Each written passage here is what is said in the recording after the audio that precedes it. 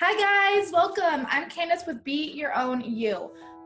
Our mission is to empower girls of all ages to love themselves exactly how they are and to celebrate all the differences that make them unique. Welcome to our Inspirational Interview Series designed to inspire, motivate, and change lives. We will be interviewing anyone and everyone who has a story message to share because you have a voice and we want to share it. Together we can inspire and empower. So welcome and be empowered. Today's interview will be with a fashion designer based in Los Angeles, California. Her brand is used to impact lives through the art of fashion. Not only that, but does she donate a percentage of every item to a nonprofit that helps survivors of assault and domestic abuse. She is truly changing lives, helping others in a fashionable way. If that doesn't inspire you, I don't know what will. Without further ado, please welcome the lovely Ngozika. Thank you guys so much. So happy to be here. How are you today? I am well. I am I am well. I am right in the middle of award season. So if you're in LA, which is like the mecca of all entertainment, you know that this is the busy season for designers, stylists, publicists, image consultants, because we have to make sure that all of your favorite celebs are glam all the time. So yeah, it's been a busy few weeks for sure. I bet. I've been watching it and, because New York Fashion Week just happened, right? Yeah. That's still going on. Yeah, it just concluded New York Fashion Week, and then LA Fashion Week is soon to follow. So between having clients pull pieces to go and wear for different shows in New York Fashion Week and then getting ready for the different award shows here, it's been for sure busy, which is really good because a lot of independent designers during this time, they get a lot of time to shine because a lot of celebrities and stylists actually seek out those labels that are virtually unknown and just, to pull them for like a new, fresh label. So it's like good for us. That's exciting. Yes. I bet. Well, before we get into it, first and foremost, I want you to share your name and your ethnic background, where you're from. Gotcha. Okay. So again, I'm Ngozika Okeke, and I am a Nigerian American fashion designer. My parents are still back in Arkansas, which is where I moved to LA from. So my dad is Nigerian, my mom is American, and they met in school, in college, and the rest is history, and voila, ergo me. So I use a lot of the influence from being Nigerian, but growing up here in the States and kind of fusing all of that culture together because the culture is aplenty for sure in Nigeria. And then here in America, we have so many different cultures because it is like a melting pot. So I try to use influences from both of those places to kind of incorporate into the designs, and you just kind of see what happens. That's awesome. When did you move to LA? I moved to LA in June of 2013. It's hard to believe it's almost 5 years. Oh my gosh. So did you just pick up and move, or did you plan it, or did you know? I literally got to a point where I was working at my marketing firm back in Arkansas, and it was a Tuesday, I think. I got home from the firm. I sat on my couch and was like, okay, I need a change. I've been designing part-time for years already, so I think I'm going to go to California. And I think the next day, Wednesday, I went to my firm, gave my resignation, went home immediately after, started packing up my things, listing stuff to sell. And by Friday, all of my furniture sold. I put what I can fit in my car, and I got on the freeway and drove 26 hours to Los Angeles, California. Yeah. So you just kind of went after your dream. You just, in every sense of the word, yeah, it was for sure that pick up and leave and jump somewhere and just go feet first. That is exactly what I did. And even talking about it now, I'm like, oh my gosh, I really did do that. Yeah, when you I'm doing it, I'm quitting, here you go, pack it up, sell it, bye. That's how it happened. It was for sure, just kind of jumping out on faith and just going for it. I felt like there was only so much I can do in Arkansas at the time. I was already selling in boutiques there. I already had an online presence, a small one, but I kind of had things going already. And I was just I really want to see my designs on the red carpet. I want to see them in television shows, on the movies. And I want to actually have money and profit to send over to these charities that I want to support. So I was just like, you know what? Never been to LA before, but I'm pretty sure I'll like it because it's sunny all the time. So I can and my cowboy boots together and it'll be just so LA it is. LA is, I swear LA is like, well, there's other like New York, but the fashion, even I'm in San Diego, so it's so different. Like we're kind of more laid back, but when I go to LA, it's like, okay, let's kind of dress up, but you can kind of wear what you want because you're a walking fashion statement. Exactly. It's like every vibe, every person, whatever your style is, if it's super eclectic, super trendy, you know, whatever. Like I like it because everyone is accepted no matter what that fashion style is, and people pull from that constantly. And I love it. It's a really good vibe for fashion here. Well, that's honestly super inspiring that you kind of just took that leap of faith. So thank you for just doing that and like being here and you know, inspiring and empowering others, because you can, if you can do it, we can do it. Like absolutely. Because you know, you can always, you know, go back or stay and push forward or switch, you know, industry, whatever. Like, but just it's your world. Exactly. So, well, tell us, like, I read your bio, you sent it to me, and I also looked you up, but also tell the viewers a little bit about yourself, if you can sum it up, like where you are, what you do, the cause you help. So again, I'm raised primarily in Arkansas, which is definitely the fashion capital of the world. Not really, but yeah. Raised there. I did college and grad school there. My educational background, I have a bachelor's in marketing and a master's degree in business management and leadership. So I didn't go to school for fashion, but I was always designing fashion part-time while in school for business. I knew I wanted to own a business. I knew I was a creative person. I just didn't know exactly what it was, probably until maybe halfway through undergrad. And, you know, now that's 10 years ago. So the rest is history. But the clothing line gives a portion of all proceeds to organizations that work with survivors of sexual assault and domestic abuse, which are two issues, in this country in particular that people really don't like to talk about a lot. And also as a result of that, I feel like the funding for those types of recovery methods that people need from that, they are not funded. So they're constantly like defunded or underfunded, deregulated programs. So it's just like a whole plethora of issues with these two topics. And so that's why I felt so, you know, so inclined to want to do something, even if it's just a small part of giving a few hundred or a few $1,000s a month or a year to help pay for a hospital stay or to help pay for therapy or, you know, just whatever those survivors need in those recovery efforts. Those situations for me, especially being directly and indirectly a survivor of both at one point in my life, I felt really, really inclined to want to reach out and see what I can do, albeit just maybe a small part, but you know, it's better than nothing. So yeah, wow. Well, that is actually making a difference. But so something happened in your life that kind of like wanted you, like made you kind of passionate about helping abused. absolutely. I think in my late teens, early 20s, I myself was in an abusive relationship that actually started out as just verbal abuse and kind of transformed into physical as well. And I know that had it not been for friends, family, and just my personality type, I saw how easily it was, or that it is, for people to actually stay in those types of toxic relationships, especially being a domestic abuse if you have like children or if you're married. And so it's not as easy to get out of those situations, which I saw in a friend of mine as well.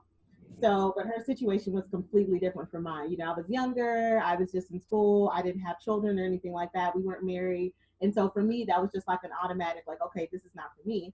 But for other people, I can see how it is so difficult to get out of those situations. And then when you do get out of those situations, the type of assistance that's available is sometimes very sparse or just not there at all. So that was for sure one reason. And also assault, particularly sexual assault, or just a physical assault in any way That was also something that happened very early on in my 20s. And I saw, again, I was exposed to this other world of, what happens when, what happens after an assault happens, what Yeah. happens when you go to the hospital, when you do the police report, when you have to deal with what happens after, when you seek therapy. All of those things kind of came together for me. And it really made me see, like, wow, like this is the road to recovery for people Yeah. that have been assaulted. And it's just like, it was eye-opening because I saw the very little funding and very little attention given to this issue that happens to 1 in 4 women and 1 in 7 men every 30 seconds. Yeah. So for me, that left an impression on me to see what I could do to help. And so this is kind of my way of giving that. Yeah. Well, it's also great that you're doing that, but I feel like it's also bringing awareness. Like you said, it's not really talked about. And just like I actually have a couple friends going through a kind of a similar situation, but they don't know how to get out, or it, like I said, it's very difficult. But I'm sure if like we had the tools and like, hey, we can help you, or there's these services, it might be easier. So I know for sure spreading awareness is actually very important. Absolutely. But that's crazy that you kind of ran into like an abusive relationship. You were able to kind of get out of it. Like, is there any advice you can give to young girls or any women? Yeah, I would say young girls, women, I think we have this skewed view of what a relationship is and what love is and what is acceptable in a romantic relationship. And so I would say women, a lot of times we have intuition. If you feel it in your gut and you feel like it's not right, if you feel in any way uneasy about what's taking place in a relationship, and it's not even just romantic, whether it be romantic, professional, personal, whatever type of relationship, get out. If you feel like you need to ask someone, like, hey, what do you think about this? So and so said this to me today, or so and so did this to me the other day. Like, what do you think? A lot of times, if you have to ask questions, if you That's feel like, true. if you know something just isn't right and it in any way is disrupting your peace, that to me is the first signal. But talk to people for sure. Don't just let it linger. Don't let it go on. Don't just go overanalyze it in your head. Talk to someone about it, because I guarantee you, typically, somebody in your circle is going to be that whistleblower and just be like, hey, girl, this is not right. Yeah. Why would you even take this? You're awesome. Why are you allowing this? Someone in your circle hopefully will let kind of give you that reality check. And I think that is what's needed. So, your friends, your relatives, sisters, aunts, cousins, mothers, daughters, whatever, talk to these people, because I'm pretty sure, I don't know the stats on that, on domestic abuse in particular, but I know that someone in your circle has experienced some level of it, sadly. So Yeah. they speak to you from experience, and young girls in particular, college, high school, like for sure, talk to someone, Anyone. And to go off that, it's true. And it's also like, I know it's way easier said than done, but since you're having those people kind of like, no, girl, you are beautiful, you are worth more. Like, that's who will be there for you if you choose to walk out and you choose to know, like, hey, I am worthy. Right. So Yeah. that's definitely great advice, because I'm kind of like you. I kind of have that personality where if I'm in a relationship, I'm like, right. Like, yeah. I'm like, I'm not having it, but I have friends where I'm like, no, like you're so beautiful, like you're so, like I just, affirmations after affirmations. Yes. And everyone doesn't have, those personality types. Yeah. You can't just be like, okay, no, this isn't right, I'm out. And that is the thing, I think, too, because what I expect for myself is something completely different from someone that I know that may have a completely different personality type than myself. And then it's just like, okay, so to me, it's like, well, why would you even take that? But then step back and just kind of like, okay, well, this is what I think, let me help you do this, let's help you do that. So that was another thing too. I had to kind of like check myself on, like, everybody isn't you, like, react the same way to every situation. So that's another thing. And to not like come down and like victim blame, the person that it's happening to, because that is a lot of times what keeps people from reporting things. And so I think that's another thing in this country in particular, because the culture is so interesting. We need to like check the victim blaming thing. Yeah, and to spread more awareness. So and we're doing that right now. We're doing that through your clothing line, your brand. So you went from marketing to fashion, but you loved fashion. Like what took that jump to be like, okay, I'm gonna like create my own and be my own? I think I remember actually, it was me. I was walking home from class one day, back to my apartment from, I forgot which class it was, but it just hit me while I was walking home because I had been thinking about it for a while. I was already sewing. I was already drafting patterns or trying to draft anyway. Going through ideas and making bags. And it just hit me walking home. I'm like, hey, you should make a business out of this. And that was literally it. It was just like this little voice, like, make a business out of this. That was it. I didn't think anything else. And that same weekend, I went to go start like seeking out, how do you start? How do you do this? How do you get boutiques? How do you, and that was just kind of it for me.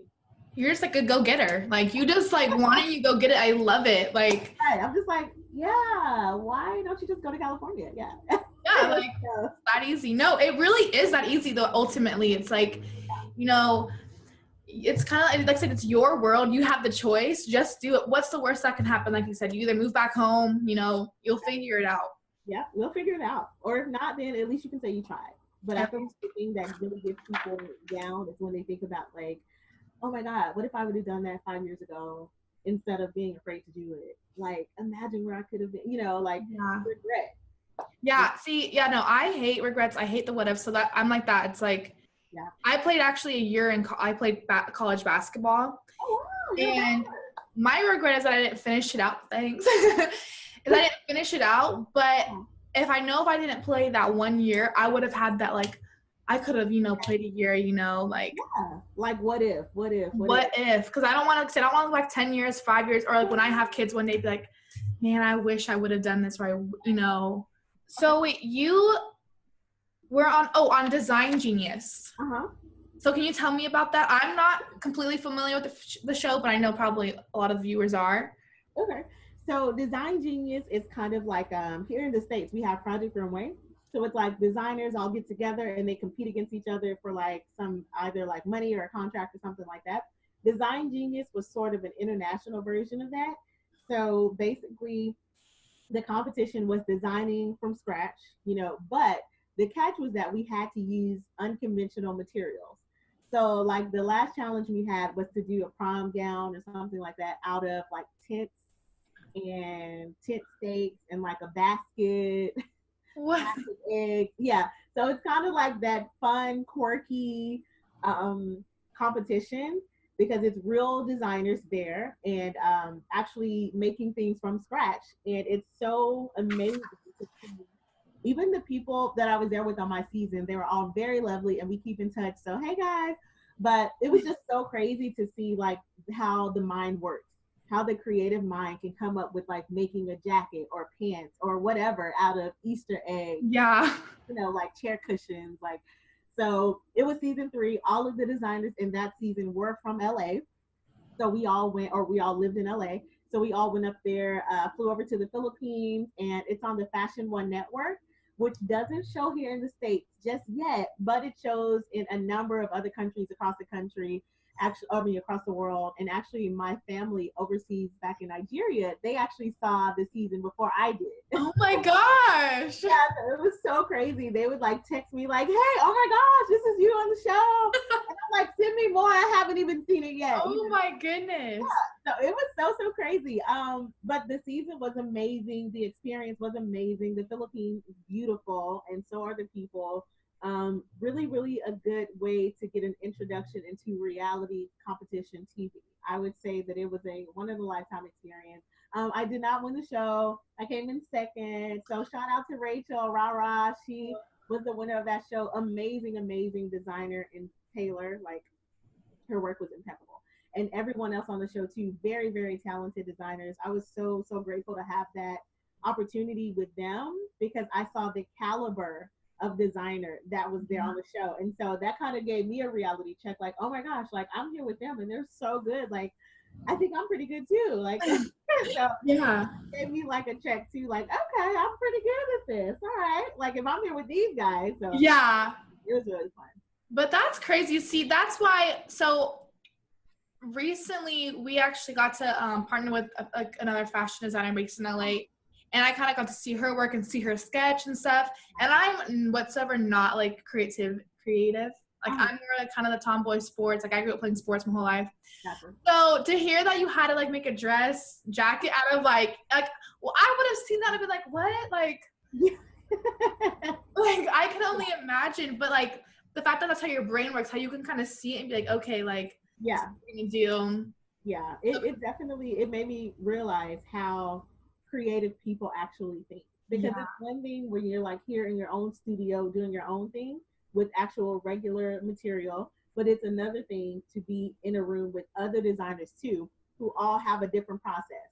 You know, everybody does things very, very differently. And so it was really good to see that, okay, I'm not great at patterns, but my execution is great. And that's okay because I still made it to this competition, you know, or I'm not great at execution, but I sketch amazingly well. You know, so it was different levels of designers. Everyone did something different. Some of them went to fashion school, some of them didn't, like I didn't.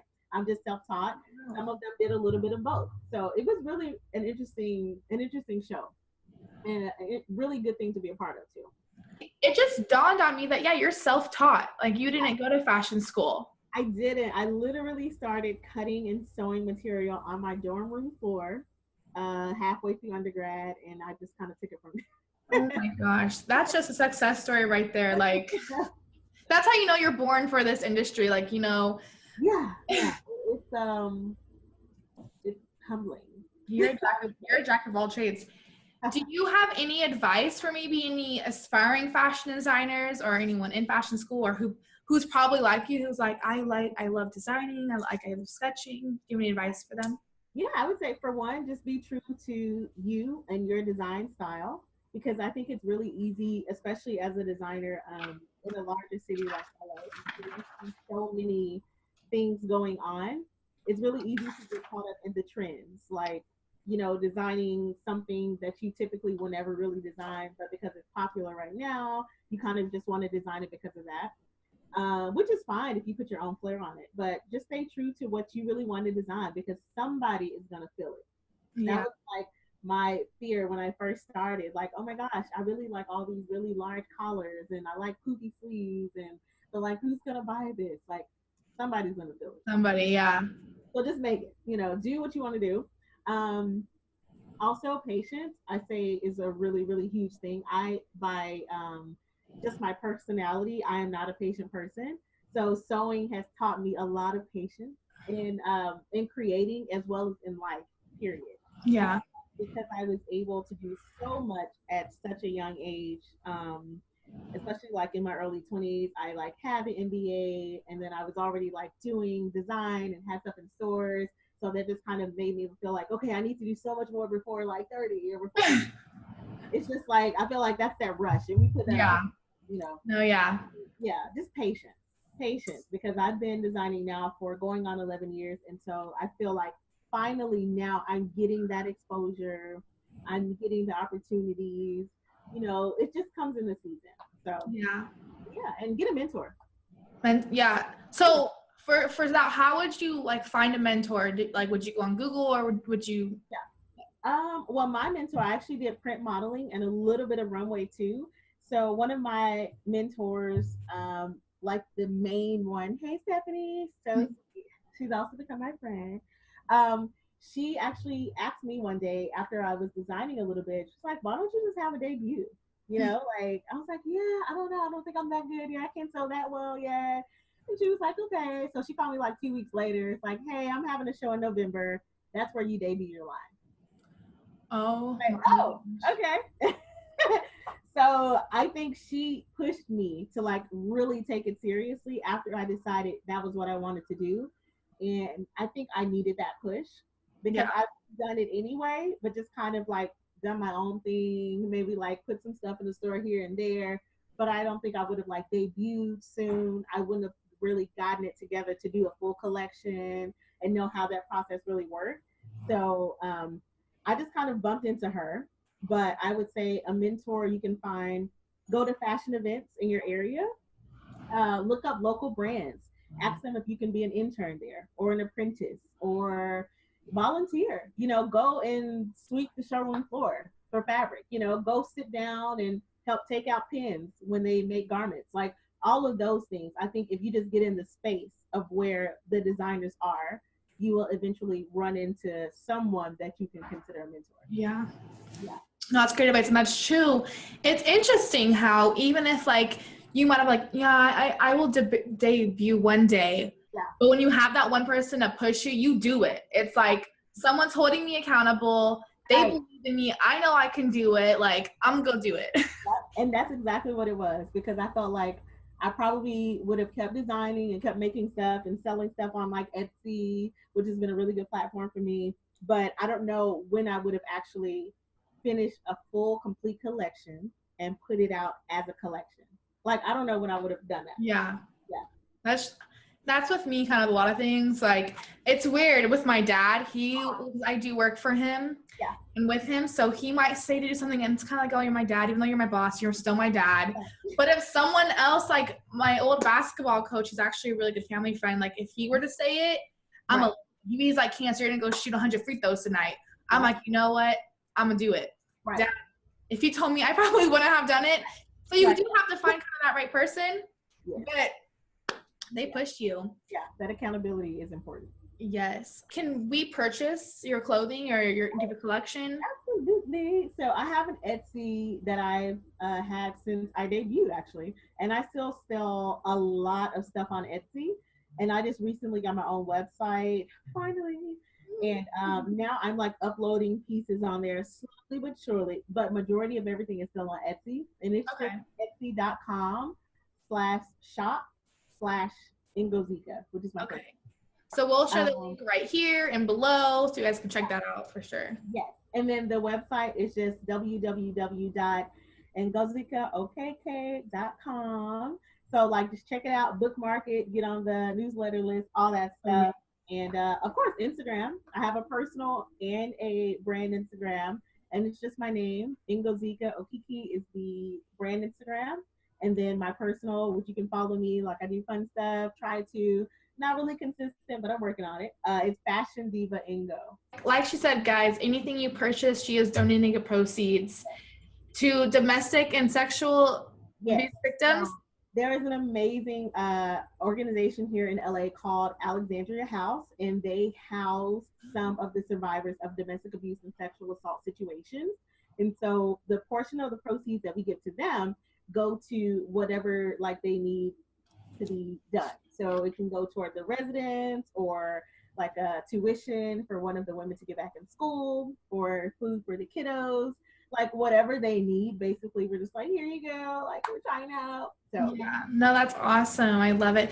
Just to motivate kind of anyone and everyone who's in your industry, what was your biggest challenge that you've had, and like how did you overcome it? I think the biggest challenge was making clothing and handbags, and then feeling like, how am I actually going to sell this though? You know, you make something, you post it, everyone comments like, oh my gosh, I love this, I love that, can we borrow it for a photo shoot, whatever, which is all amazing because that's exposure, that's, you know, getting the brand out there. But I think the biggest challenge was making money, translating that audience and translating the love for your product and your brand into actual money. And that's something that I've been talking about a lot lately on a few panels, and just finding those opportunities and creating them. So set up an Etsy account, even if you have 5 things on there, you know, post about those. Find a way to generate money for yourself, so you're not just making things and having it sit in your apartment or your studio or whatever. You know, knowing which people or which organizations or whatever to like lend clothing to get you some exposure. Those things too generate money as well. So for me, that was the biggest challenge, finding a way to create opportunities to generate income. You know, in this industry, it is like that, because we've battled with that with us. Like, you know, people love your stuff. They're like, oh my gosh, you're getting a lot of engagement. Yeah. And then the sales are like, but there are resources that you can get involved with and, you know, be a part of. Even if it's just like the sites like Etsy or any site like that sells like handmade things like from artisans, where people can special order, or doing trade shows, pop-up shops. Get with another designer, that designs like things by hand as well. Get with them, do pop-ups here and there. Go live on Facebook or Instagram, show people how to make things, get a YouTube, give tips. Like all of those things they really, really help with engagement, and then in turn translate into money the quickest. Yeah. So that was what helped me kind of get over that hump of like, okay, yeah, I made these beautiful gowns and people love them, but who's going to buy them, Do you personally hand make everything? Yes, I do. So again, cutting and sewing on the dorm room floor. And then just kind of evolving from there. And one thing that I didn't get to do, which I probably will actually go and actually take like some sort of sewing course just to get those technical skills that I feel like I was not, that I didn't teach myself. But, if you can sew, you can sew. So I'm going to share pictures. They're popping up right now of her work, you guys, just to show you a little sneak peek. And then also the links will be below so you can go check them out. But it's just crazy. So we actually are going over our time, but that's okay because we're inspiring and empowering. That's what it's all about. Just to kind of, finish it up. Do you have anything else that I've missed? Like part of a story that you didn't get to share, or advice? Let me see. I feel like we've covered a lot, like the mission, the brand, how I started, bringing awareness, which is really, really important. Alexandria House, have to shout them out because like I went over there one day. I'm just like, hey, I design clothing. Can I give you guys some money? No, that's awesome. Yeah. So they're really, really nice people.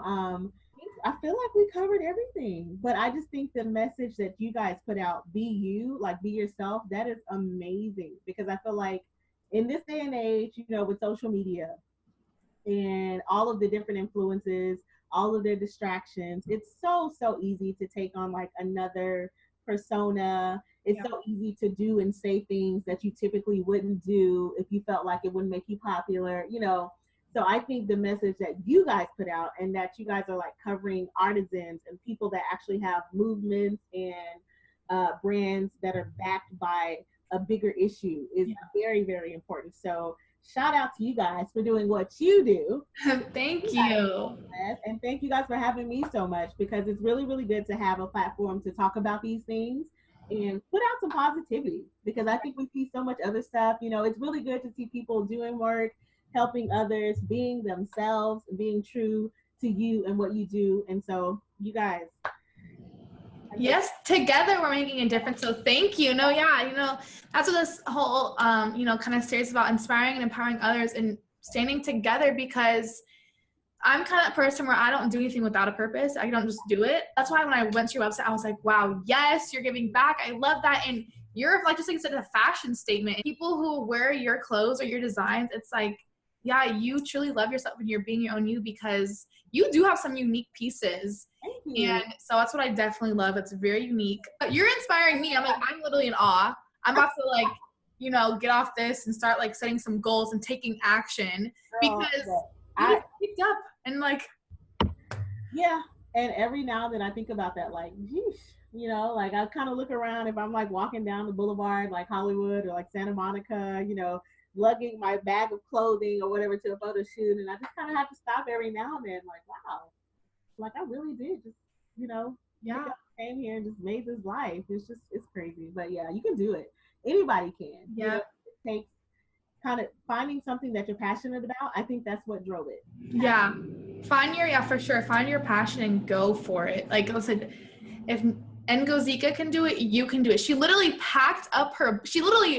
quit her job, let them know, packed up her bag, sold her stuff, and left. So there's like, anyone who's watching, there's no excuses. Absolutely not. Just get up and do it. Yeah. And like you're saying, like, and what we say, be your own you, surround yourself around positive, uplifting people. She found a mentor who's like, girl, you can do this, and you're debuting in my show, whatever, in 2 weeks. So I truly believe in happiness. I believe you have to love yourself first before you can be loved and receive love and kind of do what you do. So thank you guys for watching. Take action today. Check out her links below. Please go check her out. Share, show her some love. And just remember to be your own you and love yourself first. Yes. And contact me too if you guys want to intern. If you're like yes, in the area. If you need a mentor. Yes. Yeah, that too. I'm still like a work in progress. I'm still getting it together, but I can help you as much as I can. I will give you the real, like the rundown of what's going on. Yeah, if you need if you need someone to push you, hold you accountable. Yeah. If you want to be a guest, if you want to be interviewed, go ahead and email me at beyourownYou15@gmail.com. Or if you're a little shy, we are doing guest blogging. So if you want to share your story through another platform, I'll show the link below too. You have a voice, she has a voice, and we want to inspire and empower others. Yes, let's make it a movement. Yes. Woo! Okay, bye guys. Bye, thank you. Dance party. Cue the music. Right. It's gonna be cued in. How can I help you, or how can the BU community help you? Like, what can we do for you? Is there anything? The BU community can help by visiting our social media for the brand. Also, of course, buying products from my Etsy or my website, because a portion, again, of all of that goes directly to the Alexandria House, the organization that we support. You can also repost videos, repost pictures, get the awareness out there. If you have events coming up and you need custom clothing made, please email us, DM us on Instagram, message us on Facebook, any of that, because again, all of the portion of the revenue goes to the charity.